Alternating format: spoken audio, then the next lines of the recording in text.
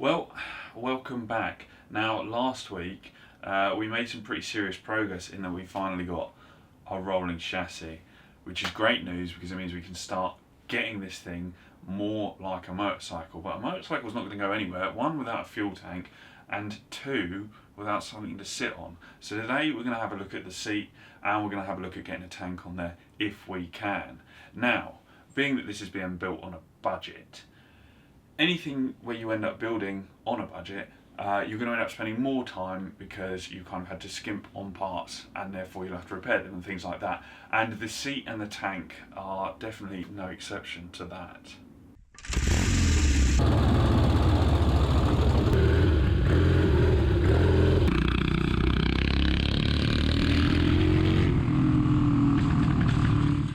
So when it came to creating this bike in my mind, I knew that I wanted a standard seat for this one. Obviously the 500 has got a CZ seat on it and that is very much the style of that bike. But for this bike I would like a standard one. However, me being me, I was getting fussy again and I wanted an all black seat. Now the all black seats tend to be a lot more expensive and a lot harder to come by, which is just typical, isn't it? But I managed to find all black with white piping at an auto jumble, and it only cost me the grand sum of £40. So you can see here, this is my £40 auto jumble Indian made repro seat. Now the all important thing that we're missing is this. Now this is where the peg that's sprung loaded on the frame will go through there and hold it in place, and you can see that's a pretty substantial bracket. Now as I say, this seat came off of my 500 Triumph and it is, for lack of a better word, knackered. The cover is gone and the foam is rock hard, but I think the base might be alright, so I think we should have a go at basically trying to swap them over. Now that's done by, there are some little clips mounted around the seat. We need to pop those off and then we can get the cover and the foam off of both seats, but quite honestly I don't know what I'm going to find. This Indian made one could be a totally different shape to this one, although they look similar. We will just have to find out. So let's get those clips off and we can start seeing what's going on underneath. I think we'll start with the grubby one and see how good that seat pan really is.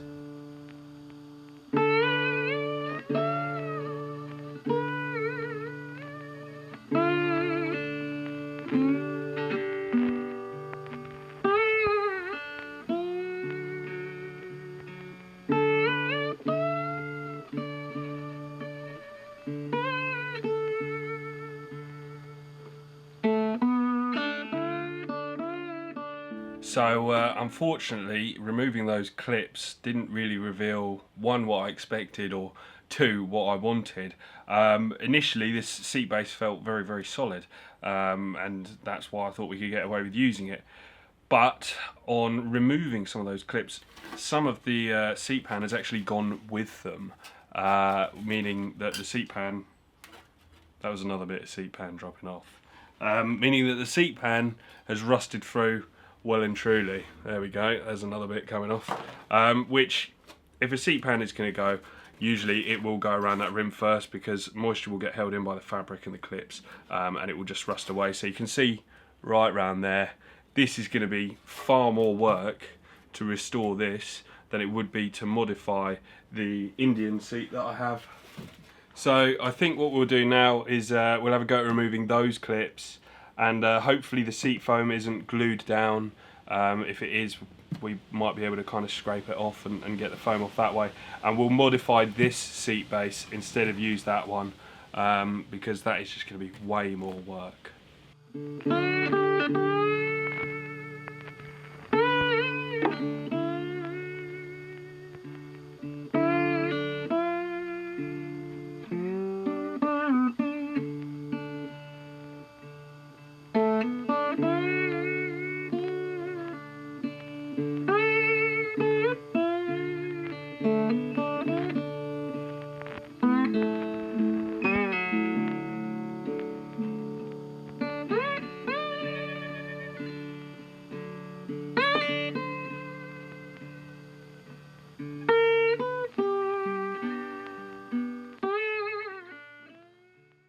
Well, that was much more the result I was after. You can now see I've separated the foam, the cover and the base, which means we can get to work on making this so that it fits our motorcycle.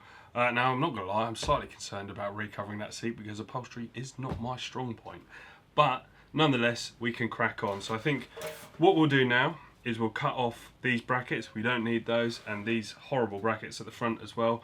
And we'll kind of smooth that out, and then we'll take it over to the workshop, and we'll see if we can manufacture a nice little bracket like the other one that will lock into our frame and suspend the seat slightly onto the rubbers.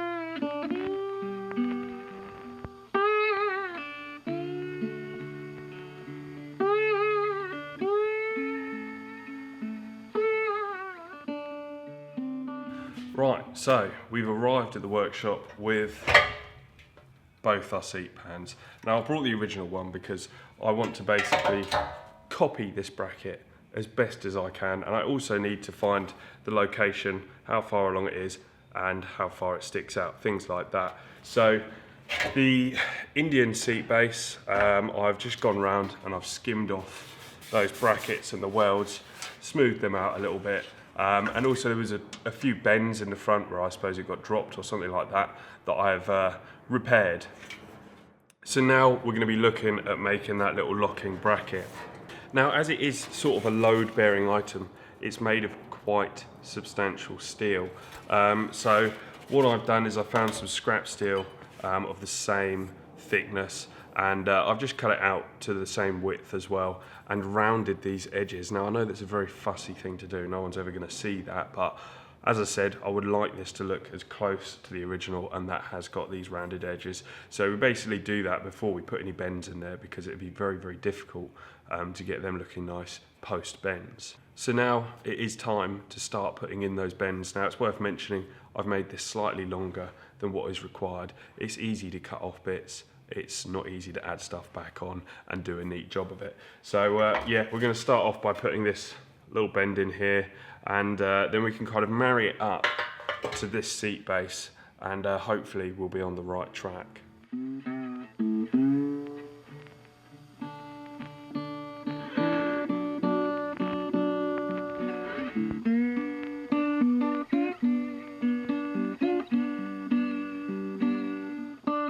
Right, so I've just completed the bends on the fly press, and I know that looks like a very bizarrely shaped sort of thing, but that is marrying up very well indeed.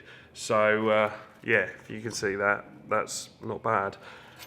Now we need to cut it down to the right length, so we're going to cut it down, and then I'm also going to put this little rounded portion on there, which is unsymmetrical. Can't say much about that, but yeah, we'll cut it down with the angle grinder, and then we'll just shape it with a grinding disc and a flapping wheel, and yeah, we should have nearly a nice copy of that.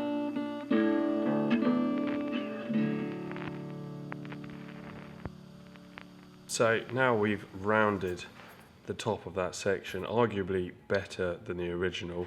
It might be bold of me to say, but it is very, very wonky on the original. So now comes the time to make the hole. This is where the latch from the frame will go through. Now, on the original, it's actually a squared off hole, and that is something we can do, but for now, we're just going to drill the hole. Basically, if you measure the smallest points of the squared hole and drill it out to that size, it can then be filed to make it into the square. I'm going to drill it out for now because since I don't have the frame here, I would like to go home and test fit it with the hole. It might be that we can kind of tailor fit it to having a tighter fit than, say, something like the original would have.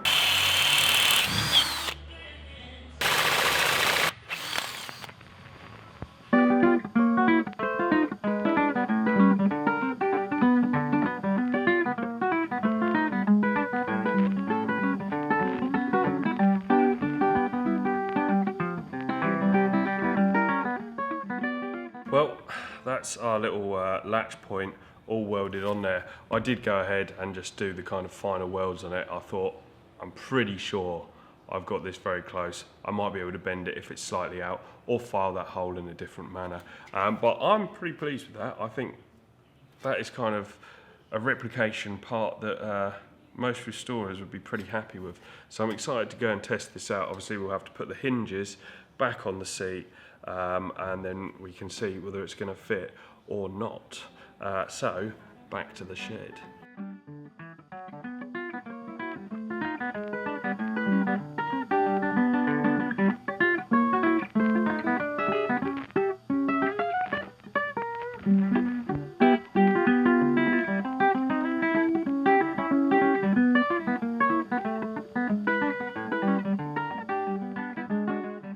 The seat pan is attached now, we've got our hinges on there, and when we pop it down into place it locks really nicely, so we did get lucky with welding that on. I'm not going to have to cut it off or bend it or anything like that, so that's pretty good news.